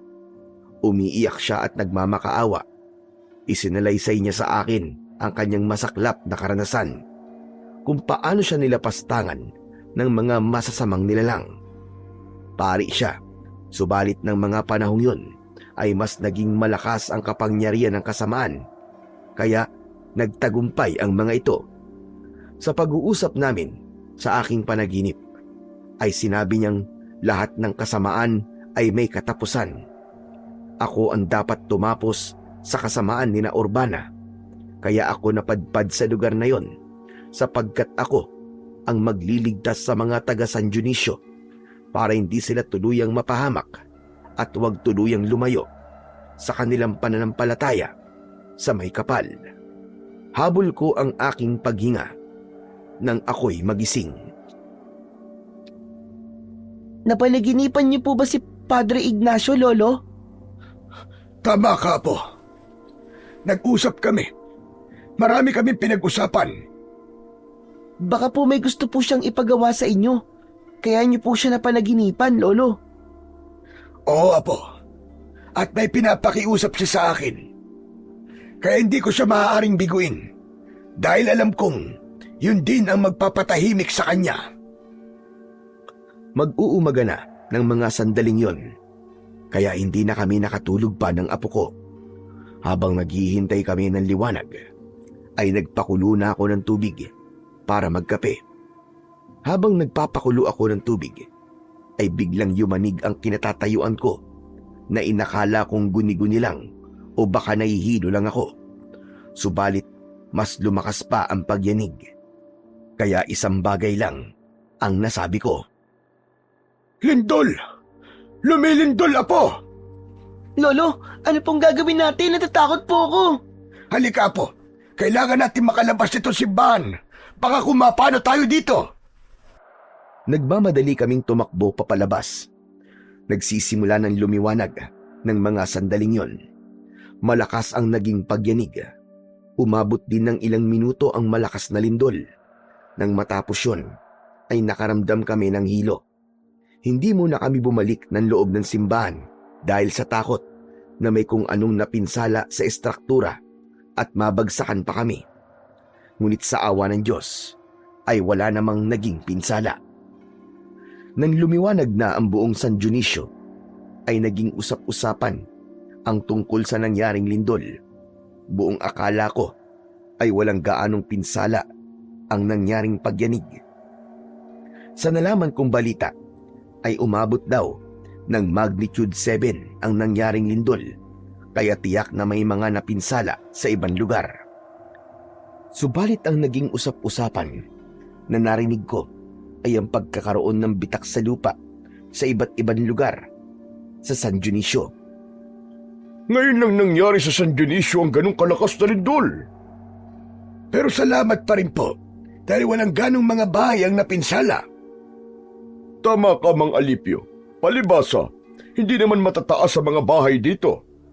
Kaya lamang, nagkaroon pala ng malalaking bitak sa lupa. Oo nga. Kung titignan ng mga bitak, nakakakilabot. Para bang may kung anong maaaring lumitaw mula sa pagitan ng mga bitak. Natahimik ako sa sinabi ni Kapitan Simo. Dahil may naaalala ko, kaya lamang hindi ko maaaring sabihin kay Kapitan. Kaya naman, sinarili ko na lamang yon. Subalit bumalik sa isipan ko ang mga narinig kong pag-uusap ni na Urbana at Candido. Muli ay sinubaybayan ko si Urbana at gaya ng dati ay nakipagkita uli siya sa lalaki sa kuweba. Sa ikalawang pagkakataon ay napakinggan ko uli ang kanilang naging pag-uusap. Ang nangyaring malakas na lindol kagabi, Urbana, yun ang pahiwatig na malapit na. ang hinihintay natin, Candido? Ang panahon ng pananakop at darating na ang ating mga kakampi. Panahon na rin yon ng paglipol para maghari na dito sa San Dionisio ang kadiliman. Tama ka. Kaya konting sandali na lang. Ipinaramdam na sa atin ang simula. Kaya parating na ang ating pinakahinihintay. Nasa mga pintuan na. Kilabot ang naging hatid sa akin ng tawa na yon ni Candido. Nakita ko rin sa kanyang muka ang nakakatakot na anyo. Anyo yun ng isang masamang nilalang. Pagkakataon ko na sana yun para singilin sila sa kanilang kasamaan. Kaya lamang hindi ako nakapaghanda ng pagkakataong yun. Hindi ko nagawang dalhin ang imahe at ang aking kampilan. Ang mutya na tanging makatutulong sa akin para gawin ang aking plano. Subalit naisip ko rin na hindi ako maaaring magpadalos-dalos sa aking gagawin. Subalit ng gabing yon, mas nakakakilabot ang sumunod na nangyari. Naulit ang malakas na lindol, kasing lakas ng nauna, subalit mas matagal. Ramdam ko ang kapahamakang hatid noon sa San Dionisio. Nang unti-unting humupa ang pagyanig, ay kasunod noon ay ang sigawan ng mga tao mula sa labas ng simbahan. Lolo, ano po yun? Bakit may naririnig po ako nagsisigawan? Naririnig ko nga rin, Apo. Posibleng may hindi magandang nangyari dahil sa lindol. Pakinggan niyo po, parang meron po silang kinatatakutan, Lolo Alipio. Dahil sa malakas na sigawan, kaya napilitan akong alamin kung ano ba talaga ang nangyayari. Sa pagkakataong yon ay kinuha ko ang imahe at inilagay sa aking bulsa. Maging ang maliit na kampilan na aking magiging sandata ay binitbit ko na palabas ng simbahan. Nang nasa labas na ako, hindi ako makapaniwala sa aking nakita. May mga kakaibang nilalang na umaatake sa mga tao. Pinagmasdan kong maigi ang mga nakakatakot na nilalang. Nalaman kong mga uri ng aswang na kung tawagin ay abwak. Nakita kong takot na takot at tumatakbo palapit sa akin upang humingi ng tulong si Rosana. Mga Lipyo! Tulong! Tulungan mo ako, mga Lipyo! Hinahabol ako ng aswang! Gusto niya akong patayin! Ako ang bahala sa kanya, Rosana. Pumasok ka ng simbahan, madali ka. Doon ka muna kasama si Lucas. Nang makapasok ng simbahan si Rosana, ay ako ang humarap sa aswang na kinatatakutan ni Rosana. Hoy! Diablong buang kang aswang ka! Ako ang atakihin mo! Ako ang kalabanin mo! Huwag ang babaeng walang kalaban-laban sa'yo! Agad na sumugod sa akin ang aswang. Gamit ang hawak kong kampilan, ay inundayan ko ng saksak ang halimaw. Bumaon sa katawan niya ang armas na pangan ko. Kumikisay na bumulagta ito sa lupa. Saglit pa ay nawalan ito ng buhay. Buong akala ko ay wala na ang aswang na aking makakalaban ng gabing yon. Kaya lamang, mula sa nakabukan lupa, sanhi ng lindol, ay kitang-kita ko na may lumitaw na namang aswang. Hindi lang isa, kundi dalawa pa. Pambihira! Nanggagaling sa ilalim ng lupa ang mga aswang! Iniluwa ng lupa ang kampon ng kadiliman! Mas mabangis at mas nakakatakot ang mga aswang na nakita kong lumabas mula sa nakabukan lupa. Subalit hindi ako maaaring magpadaig sa kanila. Kaya hinarap ko ng buong tapang ang mga ito. Bawat atake ko sa kanila ay tinitiyak ko na masusugatan sila. Subalit sa bawat sugat na kanilang natatamo, ay lalo lamang silang nagiging mabangis na handang pumatay. Sige! Sumugod kayo! Hindi ako natatakot sa inyo! Alam kong hindi ako pababayaan ng anting-anting na hawak ko! Dahil may tulong din ito mula sa kapangyarihan ng may kapal! Nagpatuloy sa pag-atake ang mga aswang. Dahil buo ang tiwala ko, nakakayanin ko sila. kaya hindi ako nabigo. Nagawa kong talunin ang mga ito. Nag-abang ako ng iba pang aswang na muling lilitaw sa pagitan ng mga bitak ng lupa. Subalit, wala na akong nakita. Isa lang ang alam kong dahilan bakit huminto sa paglitaw ang mga kampon ng dilim mula sa bitak ng lupa. Mag-uumaga na at napipigilan ng liwanag ng araw ang paglabas ng mga aswang. Kaya naman, nagbalik na muna ako sa loob ng simbahan. Nakita ko roon si Rosana na nasa mukha pa rin ang takot. Agad siyang lumapit sa akin at nagtanong, Mang Alipio, napatay niyo po ba? Oo, saka wala na ang aswang. Wala nang lumitaw pa. Nakakatakot pa rin. Dahil tiyak kong may darating pa rin, Mang Alipio. Lalo na't nakabuka pa ang lupa na pinagmumulan ng mga kampo ng kadiliman na yon. Nakita ko nga na galing sa nakabukan lupa ang aswang na nakaharap ko. Ano po? Galing po sa ilalim ng lupa ang aswang na nakaharap niyo, Lolo Alipio? Oo, Apo. Bumitak ang lupa dahil sa malakas na lindol. Talagang pinaparusahan ng may kapal ang San Dionisio dahil sa pagtalikod nila sa Panginoong Diyos. Pero may paraan para sana kung makakaalala ang mga taga rito para magbalik loob sa kanya. Kaya lang, Mang Alipio, hindi pa rin nanunumbalik ang kanilang pananampalataya. Kaya nga dapat ay makumbinsi natin sila na magbalik loob na sa may kapal. Isa pa malinaw na sa akin ang lahat.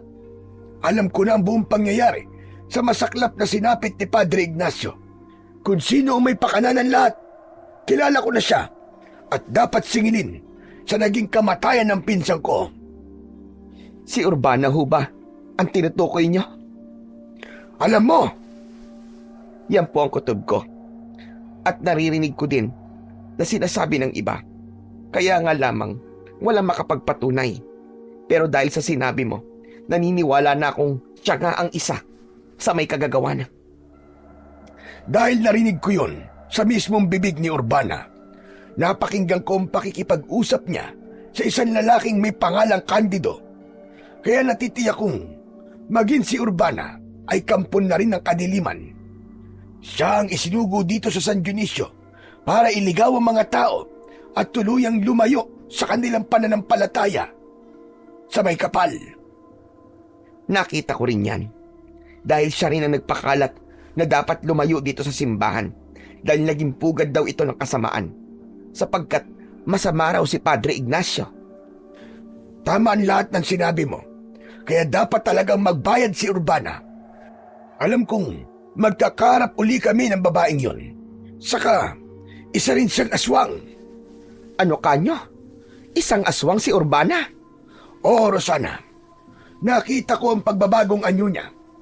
Kitang-kita talaga ng dalawang mata ko. Kaya dapat mag-ingat sa kanyang mga taga rito. Hayaan niyo po. Sasabihin ko sa mga taga rito ang tungkol sa nalaman niyo. Pero posibleng hindi nila ako paniwalaan. Sasabihin ko pa rin sa kanila ang tungkol sa nataklusan mo sa pagkatao ni Urbana.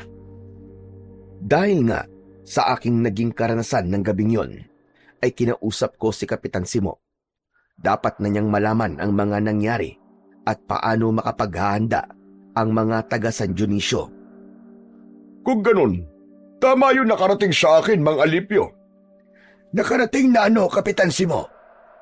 May mga nagsabi kasi sa akin na nakita nilang isang matanda na nakikipaglaban sa mga aswang na lumabas mula sa mga bitak ng lupa. Ikaw nga ang kanilang tinutukoy, Mang Alipio. Kailangan kong gawin yung Kapitan dahil maraming pwedeng mapahamak at maging biktima nila kapag walang humadlang sa kanilang pag-aasik ng lagim. Pero hindi ako makapaniwala na isang kagaya mo na may edad na ay may kakayahang gawin ang bagay na yun. Ginawa ko lang ang aking tungkulin, Kapitan. Tungkulin? Isa sa dahilan ng pagtungo ko rito sa San Dionisio ay para tugusin ang mga kampo ng kadiliman. Kung ganun, ikaw ang ipinadala sa aming lugar. Ipinadala ka ng tadhana upang huwag maghari dito ang kadiliman. Hindi ko rin papayagang mangyari yung Kapitan. Dahil naaawa rin ako sa inyong lugar. Marami na dito ang ganap ng nakalimot sa kanilang pananalig sa may kapal. Kundi, kinain na ng kasamaan ang kanilang puso't isipan. Dahil yung kay Aling Urbana, siya ang nagpakalat na wag na magtungo sa simbahan dahil naging pugad na raw ito ng kasamaan sa pangunguna ni Padre Ignacio. Yun ang kanilang ipinagkakalat.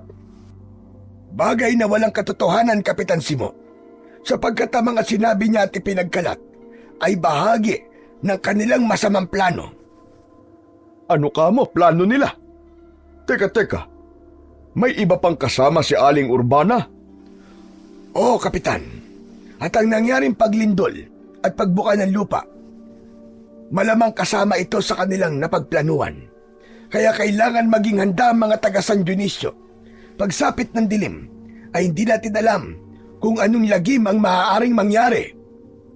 Kung ganun anong dapat naming gawin, Mang Alipio?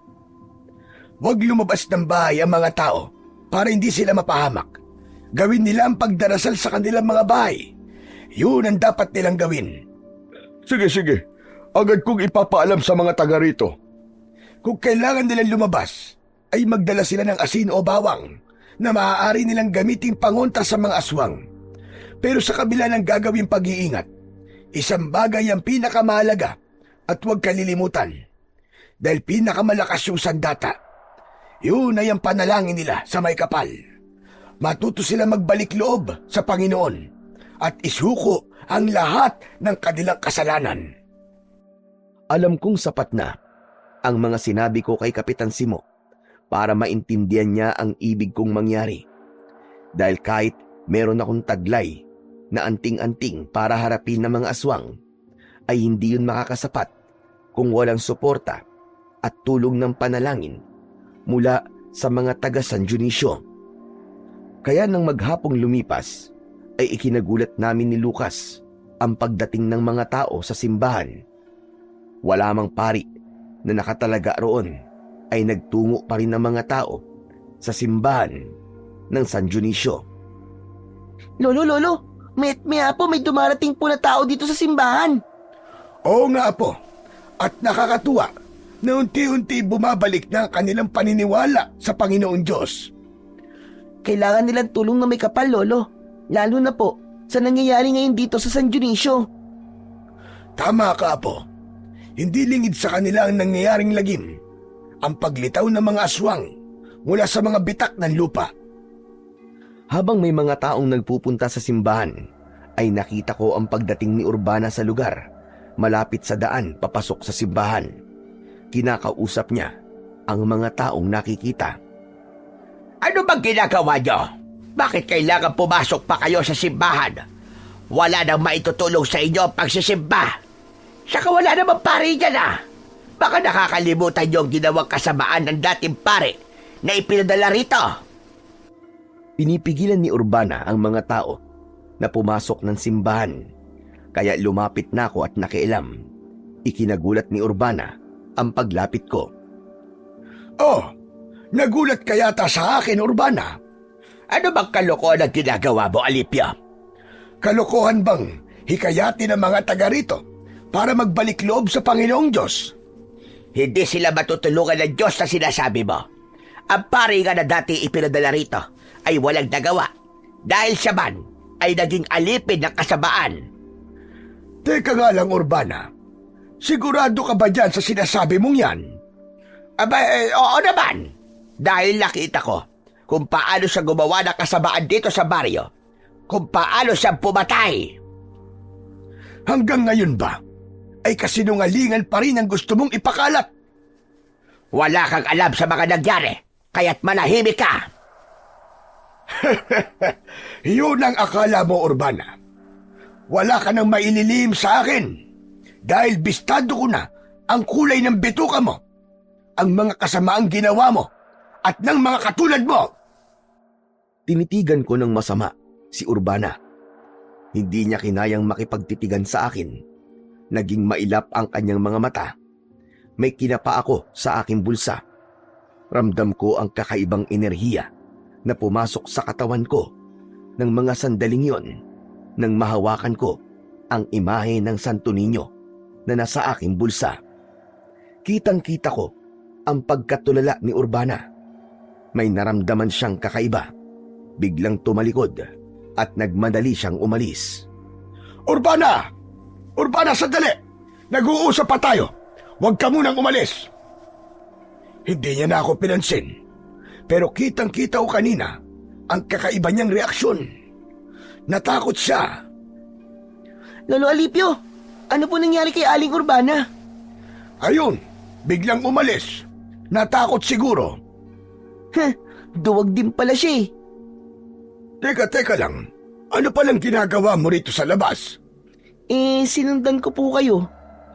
Halika na sa loob ng simbahan. Malapit nang kumagat ang dilim. Mas ligtas ka po kung mamamalagi ka sa loob. Lolo, nandiyan naman po kayo eh. Alam ko po na hindi niyo po ako pababayaan. Dahil sa pangyayaring yon, alam kong muling makikipagkita si Urbana kay Candido. Natitiyak na nilang merong humahadlang sa kanilang plano. Nang muling sumapit ang dilim, ay nakita kong dumating sa may simbahan si Kapitan Simo. May kailangan po ba kayo sa akin, Kapitan? Nasabihan ko na at nakausap ko na ang mga taga San Dionisio. Gagawin po ba nila ang sinabi ko? Meron pumapayag na gawin, subalit meron din na tuluyan ng nawalan ng pananalig sa may kapal. Sila ang mga napaniwala ni Urbana. Hindi natin sila mapipilit. Kaya nga lamang, hindi yun makakabuti sa kanila. Maaaring kapahamakan ang idudulot nun sa kanilang buhay. Si Urbana, nakita ko kanina, nagpupuyo sa galit, may kasamang lalaki. Dahil bistado na ang kanilang masamang plano. Mang Alipio, ngayon pa lang ay nagpapasalamat na ako sa inyo. Kapitan, magsisimula pa lang ang pakikipagtuos ko. Alam ko, Mang Alipio, pero naniniwala ako at nararamdaman kong mapagtatagumpayan mo ang lahat. Nasa panig ka ng kabutihan at liwanag, kaya hindi kanya pababayaan. Isang ngiti lamang ang itinugon ko kay Kapitan Simo. Kahit papano ay nananalig siya na makakaya ko ang hamon na yon para harapin ang mga kampo ng kadiliman, ang matulungan ng San Dionisio upang hindi lumaganap ang kasamaan at kadiliman. Hanggang sa sumapit na uli ang gabi, naghanda na ako ng pagkain namin ni Lucas, pero napansin niya ang aking pagkabalisa. Lolo Alipio? Okay lang po ba kayo, Lo? May problema po ba? Ayos lang ako, Apo. Wala namang problema. Parang hindi po kasi, Lo eh. Kanina pa po kayo hindi mapalagay eh. Halika na, kumain na muna tayo. Lo, gusto niyo po bang samahan ko po kayo mamaya? Saan mo naman ako sasamahan? Alam ko pong may mahalaga kayong gagawin mamaya eh. Kaya nga maaga pa'y kumain na po tayo. Apo, hindi madali ang magiging lakad ko mamaya. Kaya nga po gusto ko po kayong tulungan, Lo. Hindi na, kaya ko na yon. Pero Lolo Alipio, gusto ko pong tulungan kayong hanapin ng mga aswang na nililitaw po sa bitak ng lupa. Huwag sanang maging matigas ang ulo mo, Lucas. Sige na, Apo, kumain na tayo. At mamaya maaga ka magpapahinga. Ramdam ni Lucas ang pagtaas ng boses ko. Ibig lang sabihin nun ay maigpit ang pagbabawal ko sa kanya para wag dalan siyang makialam pa. Isa pa, hindi isang paglalaro ang gagawin ko. Saka para lamang yon sa kagaya kong naatangan para maging manunugis. Tapos na kami maghapunan ng apo ko. Inilatag na ni Lucas ang kanyang magiging tulugan. Samantalang ako ay nag-aabang sa maaaring mangyari sa gabing yon. Maya-maya ay nakarinig ako ng alulong ng mga aso at ingay ng mga ibong panggabi.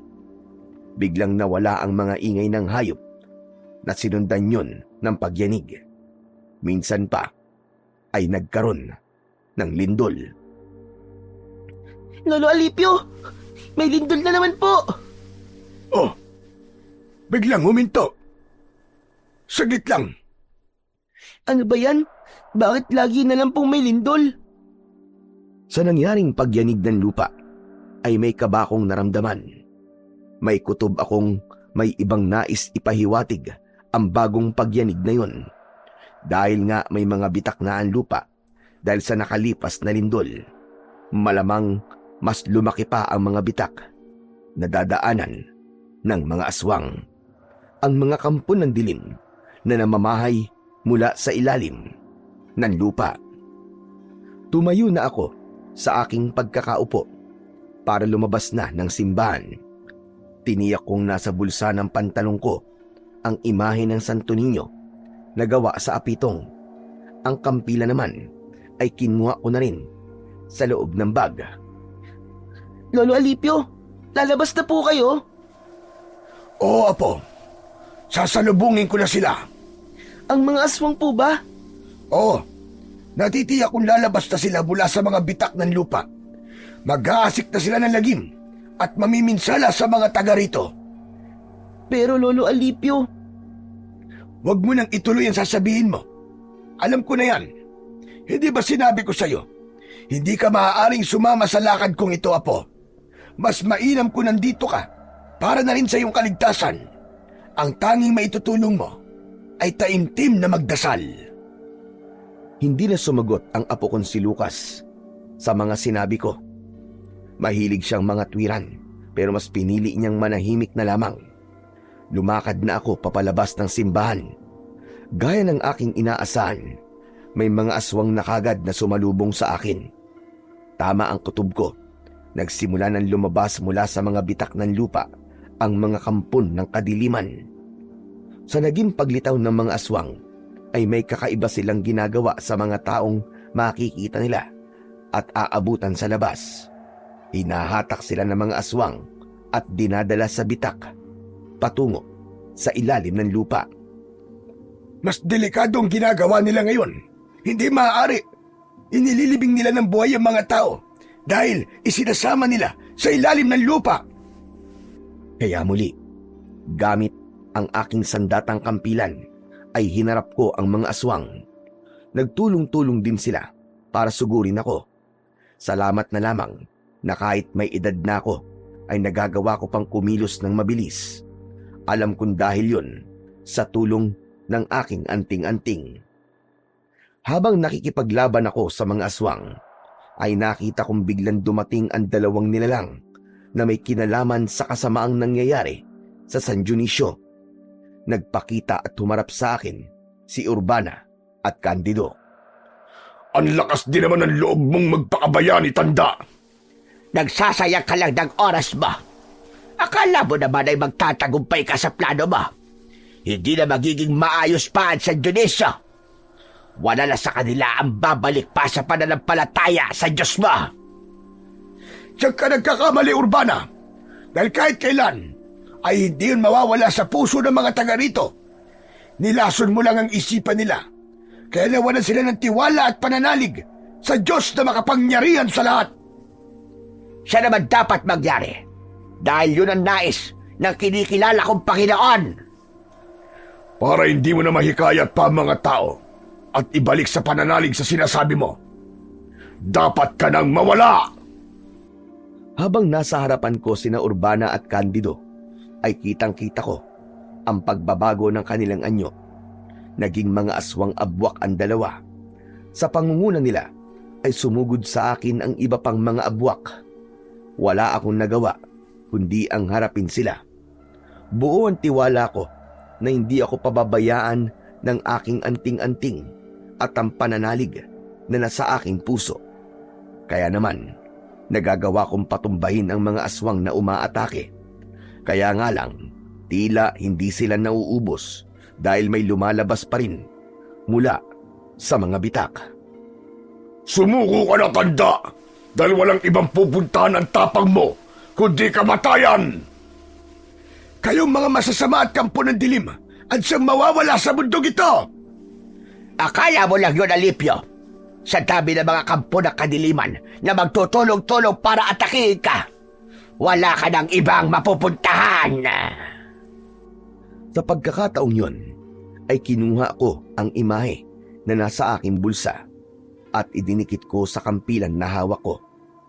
Nagliwanag ang imay at biglang kumawala mula sa aking pagkakahawak.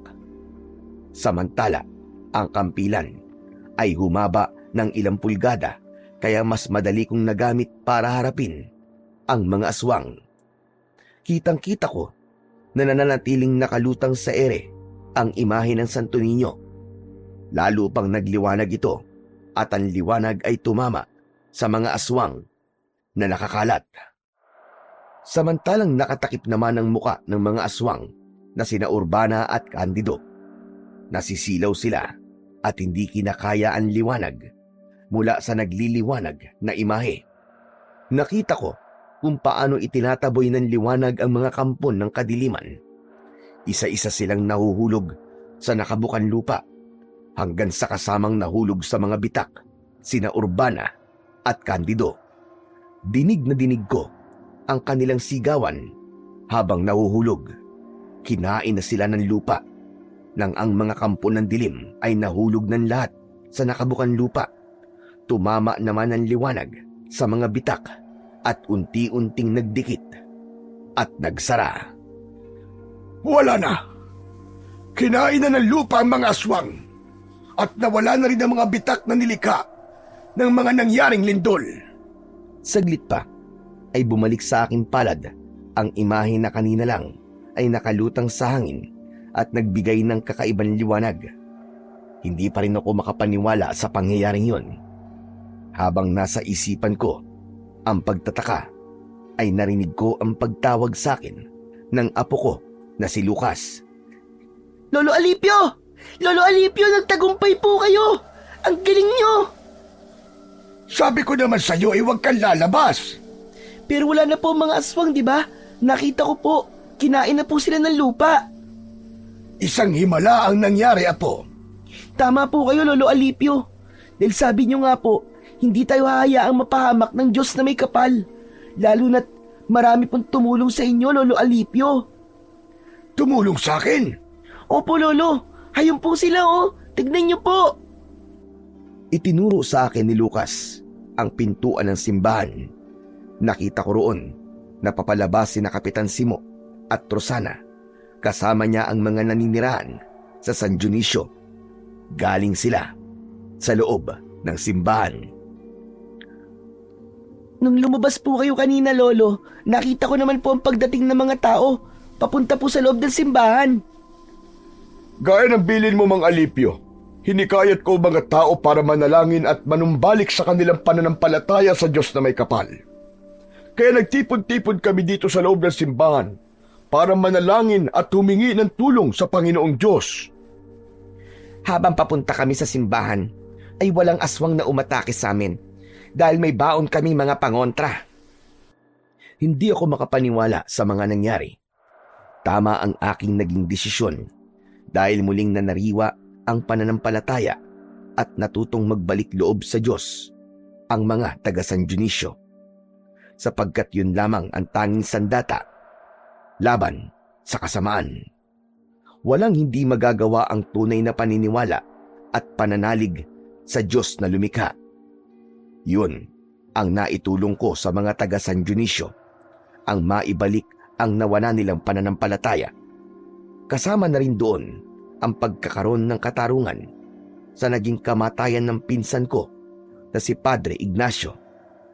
Wala na rin ang mga nilalang na gumawa sa kanya ng masama at sumira ng kanyang pangalan. Muli ay matatahimik na ang San Dionisio.